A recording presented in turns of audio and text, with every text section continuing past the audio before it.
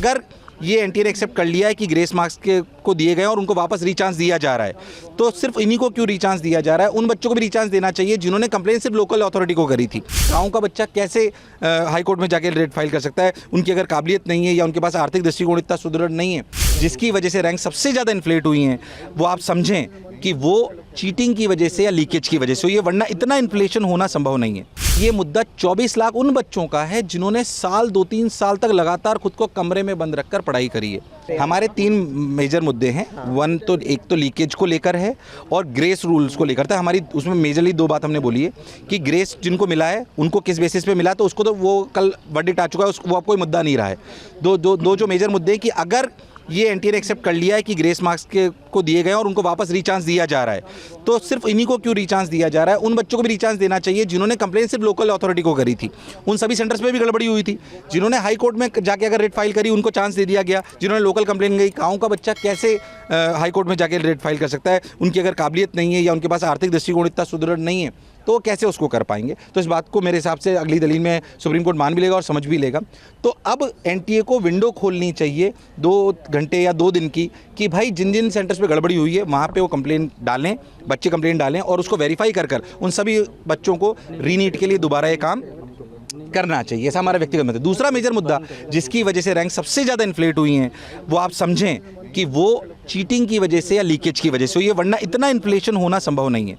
मैं हाथ जोड़ के विनती करता हूं इस बात को लेकर कि ये 24 लाख बच्चों का भविष्य की बात है। मैं खुद ने भी कॉम्पिटिटिव एग्जामिनेशन दिए हुए हैं, बरसों से इस काम को कर रहे हैं। ये बहुत सारे मुद्दे शायद सुप्रीम कोर्ट में रोज आते होंगे, हम शिक्षाविद होने के नाते हम पहली बार यहाँ पर आए हैं, हमारे लिए नया एक्सपीरियंस है। पर मैं एक बात आप सब लोगों से कहना चाहता हूँ, मीडिया कर्मियों से भी कहना चाहता हूँ कि ये मुद्दा 24 लाख उन बच्चों का है जिन्होंने साल 2-3 साल तक लगातार खुद को कमरे में बंद रखकर पढ़ाई करी है। क्या ये मुद्दा इस बात के लिए इम्पोर्टेंट नहीं है कि जिन्होंने इतनी तैयारी करी वो पास होते या फेल होते, अलग बात है, बट क्या उन्हें एक फेयर एग्जामिनेशन मिलना चाहिए था?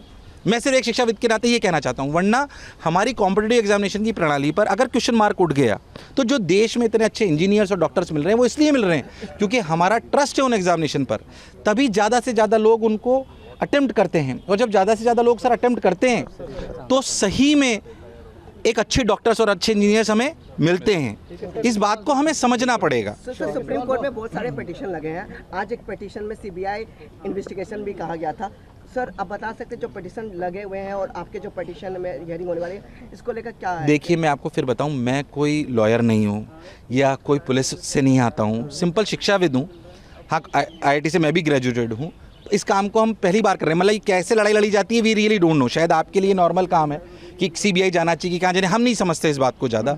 अगर सीबीआई की जांच होनी चाहिए, अगर इतने बड़े मुद्दे में शायद सीबीआई की इन्वॉल्वमेंट होना चाहिए, ये शायद माननीय सुप्रीम कोर्ट ज़्यादा समझती है, या शायद जो और सोशल एक्टिविस्ट होंगे वो शायद इस बात को ज़्यादा समझते होंगे। मैं शायद उसके लिए सही व्यक्ति नहीं हूँ, पर मैं आपको दर्द बयां कर सकता हूँ जो रियलिटी में 24 लाख बच्चों की आंखों में है कि उन्हें एक फेयर एग्जामिनेशन की डील मिलनी चाहिए थी। हमारी सबमिशन ये थी कि जब FIR हो चुकी है, पेपर्स लीक हुए, पटना में एक FIR है और दूसरी जगह पर भी ऐसी खबरें आ रही है कि जहां पर FIR लॉन्च हुई हैं, तो इससे ये पता लगता है कि सारा एग्जामिनेशन VCS था। एनटीए ने ये बात ग्रेस मार्क्स पे तो मानी है कि ग्रेस मार्क्स जो दिए गए हैं उस पर कहीं ना कहीं एम्बिग्विटी थी, तभी उन्होंने ये इसको रिकॉल किया है।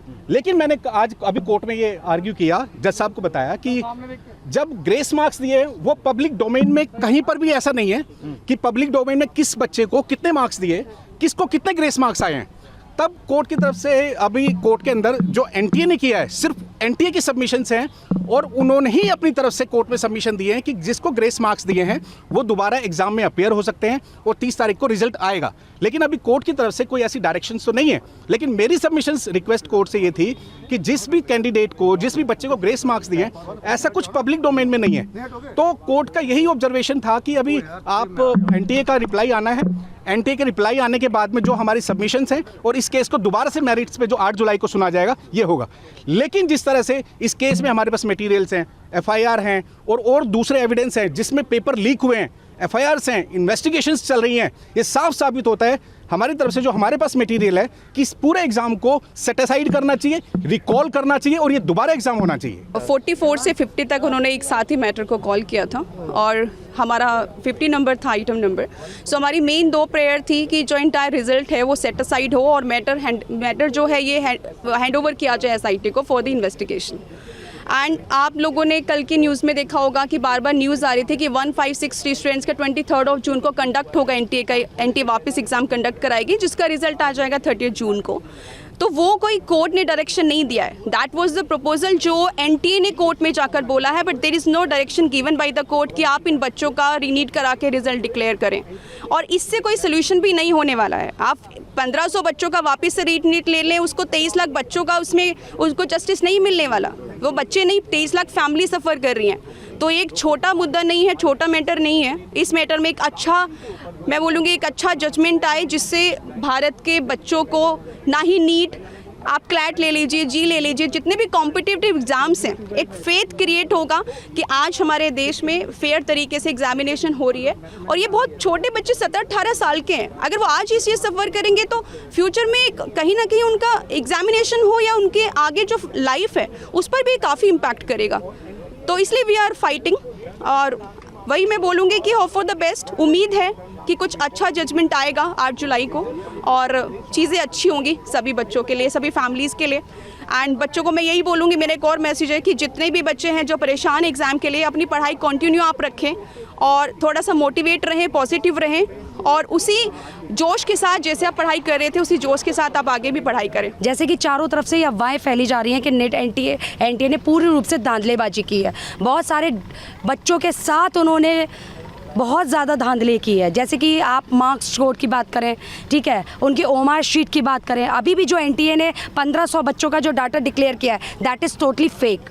1500 डाटा का बच्चों का डाटा क्यों है, ठीक है, उसमें भी उन्होंने मार्कशीट की जो बात की है वो पूर्ण रूप से, मैं यही चीज़ कहना चाहूँगी, वो बिल्कुल फेक है, ठीक है। दूसरी तरफ जो बिहार में स्कैम हुआ है, जिसमें काफ़ी सारे लोग पकड़े गए हैं, 12, 13, 14 लोग पकड़े गए हुए हैं, अरेस्ट हुए हैं, उसमें भी पूर्ण रूप से खुलासा हो चुका है कि इन्होंने पेपर लीक किया है। और मेरा सबसे पहला क्वेश्चन यही है कि ये यहाँ पर दिल्ली ना होकर उन्होंने छोटे छोटे सेंटर्स, ये छोटी छोटी जगहों के सेंटर्स क्यों चुने हैं, ठीक है। इससे ये पूर्ण रूप से साबित हो जाती है बात कि कहीं ना कहीं धांधलेबाजी पूर्ण रूप से नहीं, पूर्ण रूप से है। इन लोगों ने 40 लाख, 50 लाख, 10 लाख, 20 लाख लेके उन बच्चों को मौका दिया है जो बच्चे आने ही नहीं चाहिए। और इससे आप भविष्य समझ सकते हैं क्या आगे डॉक्टर बनने के बाद उनका भविष्य क्या होगा। मैं कहना चाहूँगी, मेरे ही एक फैमिली मेम्बर में ध्रुव चौहान, जिनकी मैं चाची लगती हूँ, और उनके मार्क्स 647 आए हैं, और उनके साथ वो काफ़ी एजुकेटेड, काफ़ी टैलेंटेड बच्चा है, लेकिन उसके बावजूद भी बच्चे सपने देखते हैं कि इतने मार्क्स पे उनको एडमिशन मिल जाएगा। लेकिन आज इस एडमिशन पे कितनी सीट्स आ गए हैं, जहाँ पर 10,000, 15,000, 20,000 की रैंकिंग की बात की जाती थी, आज 40,000, 50,000 है। तो आप सोच सकते हैं कहाँ जा रहा है भविष्य देश। तो इस पे स्ट्रिक्ट एक्शन होना चाहिए। हमने पिटीशन लगाई है ध्रुव चौहान के नाम से, और हम यही चाहते हैं कि उसमें फेयर इन्वेस्टिगेशन हो, सीबीआई की जांच हो, एससीए की जांच हो, और जो जज यानी कि जो सुप्रीम कोर्ट है, माननीय न्यायालय, वो पूर्ण रूप से सही न्याय दे। Subscribe to Midday India. Get direct notifications on all our videos by clicking on the bell icon.